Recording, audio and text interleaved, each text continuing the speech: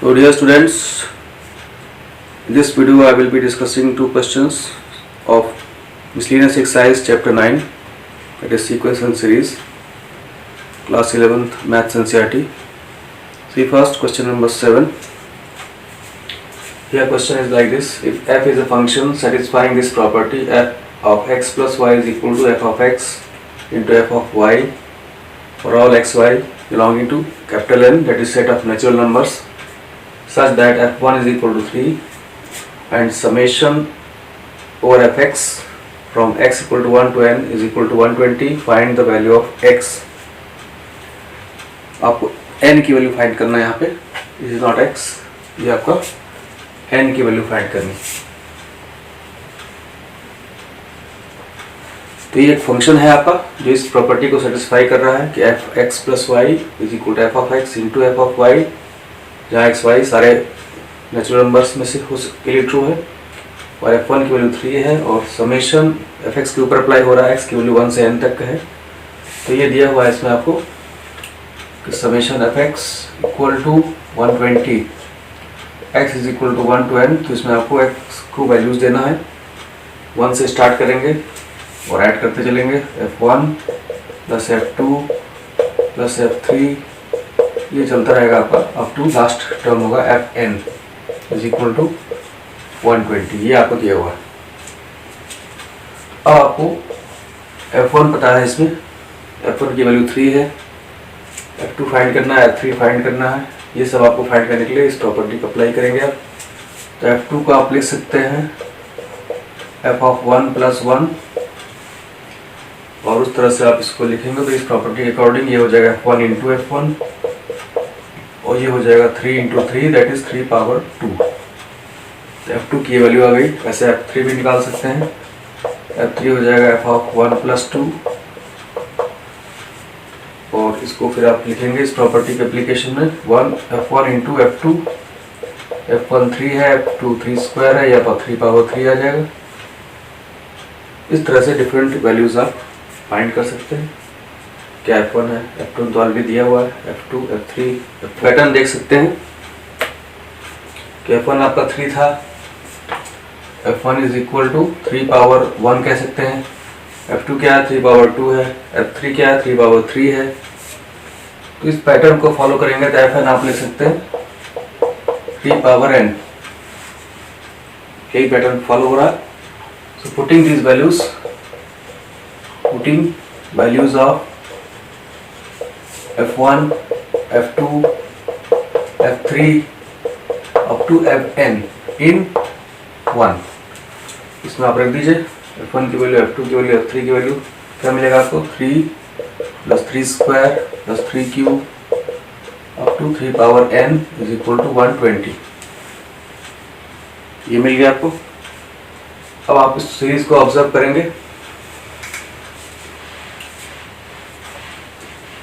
तो क्लियरली आप इसको देख सकते हैं कि ये एक जीपी है, इसका फर्स्ट टर्म 3 है, कॉमन रेशियो भी 3 होगा क्योंकि 3 मल्टीप्लाई होता जा रहा है, सब में 3 की पावर बढ़ती जा रही।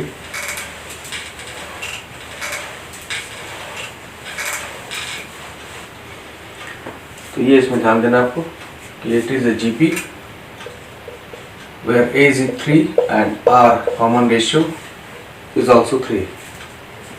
तो इस तरह से अब आप, क्योंकि यहाँ पर r आपका ग्रेटर देन 1 है तो सम का फॉर्मूला अप्लाई करेंगे, a into are power n minus 1 upon r minus 1। तो जो r ग्रेटर देन 1 के लिए ये फॉर्मूला अप्लाई होगा। तो ये सम आप लिख सकते हैं, this implies 3 into 3 power n minus 1 upon 3 minus 1 is equal to 120। अब आपको और सिंप्लीफिकेशन करना है इसका, तो थोड़ा सा और सिंप्लीफाई करेंगे, ये कैंसिल हो जाएगा आपका 40 plus 3 power n minus 1 upon 2 is equal to 40 plus 3 power n minus 1 is equal to 80 और 3 power n is equal to 81 और 81 को भी आप 3 पावर में लिख सकते हैं, 3 power 4, therefore n is equal to 4। ये आपका रिक्वायर्ड वैल्यू ऑफ n हो जाएगा। इस तरह से इस क्वेश्चन में पहले आपको f1, f2, f3 की वैल्यूज फाइंड करनी है। उसे एक पैटर्न मिलेगा आपको कि f1 की वैल्यू 3 पावर 1 है, f2 की वैल्यू 3 पावर 2 है, f3 की वैल्यू 3 पावर 3 है, उस पैटर्न के बेसिस पर आप लिख सकते हैं कि fn की वैल्यू 3 पावर n होगी। इन सारी वैल्यूज़ को उस समेशन वाले इक्वेशन में रख देना है और ये एक जीपी आपको मिल रहा है जिसका फर्स्ट टर्म और कॉमन रेशियो दोनों सेम है। सम ऑफ जीपी का फॉर्मूला अप्लाई कर देना है और आपको n की वैल्यू मिल जाएगी। Now see one more question. Question number 8 is like this: the sum of some terms of a GP is the sum of some terms of a GP is 315, whose first term and common ratio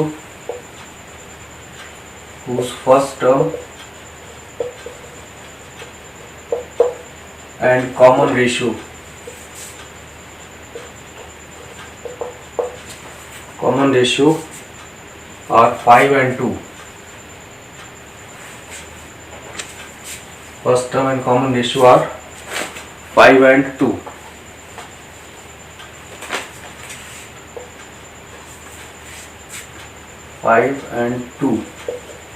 Respectively.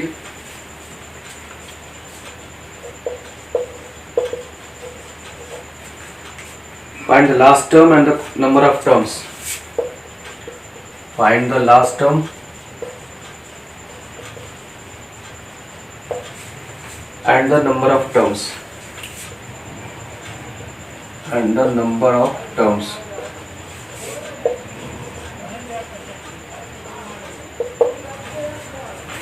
तो ये आपको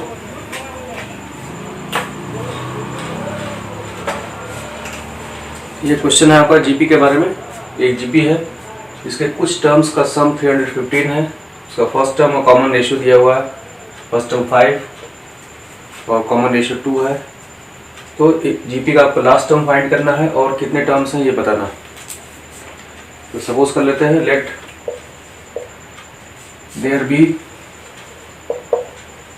n terms in given GP. अब इसमें first term पता है आपको, first term a is equal to 5, common ratio r is equal to 2। Clearly r is greater than 1। Sum का formula apply कर सकते हैं। यहाँ पर आप सम दिया हुआ है, Sn is equal to a into r power n minus 1 upon r minus 1। ये फॉर्मूला अप्लाई होगा और ये Sn आपको दिया है 315। तो 315 is equal to 5 into 2 power n minus 1 upon 2 minus 1। इसको सॉल्व करेंगे आप, 5 से कैंसिल कर सकते हैं इसको। 5 6 30, 5 3 15। This implies 63 is equal to 2 power n minus 1 और 2 power n is equal to 64। सी पावर और n आपका यहाँ से 64 को लिख सकते हैं 2 power 6। This implies n is equal to 4। तो n की वैल्यू 4 मिल गई। ये आपका एक आंसर हो जाएगा। नंबर ऑफ टर्म्स कितने हो गए आपके? 4 टर्म्स हो गए जीपी में। ये पहला आंसर आपका हो गया, n इक्वल टू 4 आ गया। मेनली आपको सम का फॉर्मूला अप्लाई कर देना है। सम दिया हुआ है, a और r भी दिया हुआ है, आपको n मिल गया। और last term of GP is equal to T4। तो ये 4 ही टर्म्स है, तो लास्ट टर्म 4 हुआ आपका a into r power 4 minus 1, that is a into r power 3। a आपका 5 है और r आपका कितना है देखिए, r की वैल्यू है 2 पावर 4। तो इससे आपको मिल जाएगी लास्ट टर्म कितना आएगा, 5 इंटू 16। तो ये वैल्यू आपकी मिल जाएगी।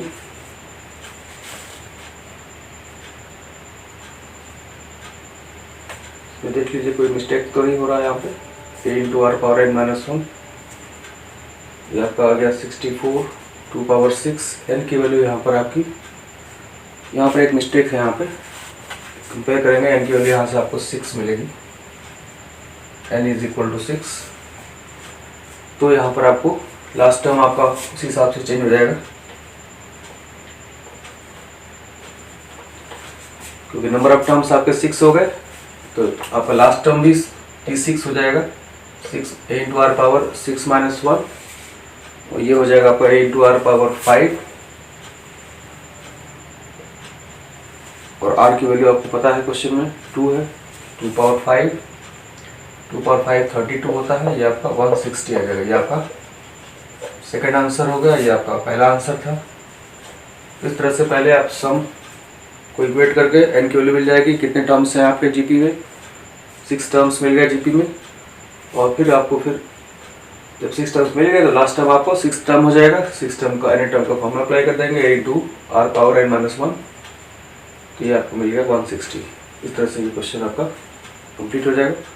तो that's all in this video.